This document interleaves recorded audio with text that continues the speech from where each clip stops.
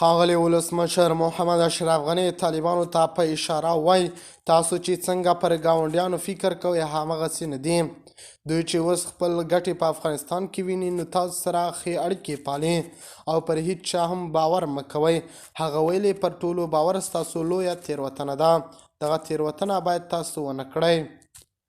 ګاونډیان هیڅکله هم ستاسو ښه نه غواړي. هغوی تل غواړي چې تاسو برباد او بې اتفاقه اوسئ. پام کوئ چې له ګاونډیانو سره لاس یو نه کړئ.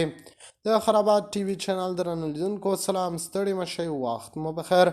هیله لرم چې جوړ او روغ به یې. په سر کې یادونه کوم که خرابات ټي وي چینل مو نه وي سبسکرایب کړی په درنښت سره خرابات ټي وي چینل سبسکرایب کړئ.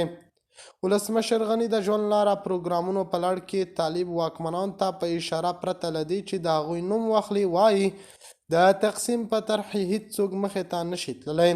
ګاونډیان یا نور چې یو څو ورځې په افغانستان کې خپلې ګټې ویني ستاسو دوامداره شریکان نشي کېدی. دغه فکر مو اشتباه ده. ولسمشر غني زیاتوي که فکر کیږي چې هر څوک به انزاو کې کولی شي نو بسم الله کړئ، او که ځان د نړیوال ټولنې غړي بولئ نو دا په دې معنا ده چې په انزاو کې دوام نشي کولی. د ښاغلي غني په وینا یو ګډ روایت باید رامنځته شي تر څو ټول افغانان پرې راټول شي. ټول باید ژوند ته مرګ ترجیح ورکړي.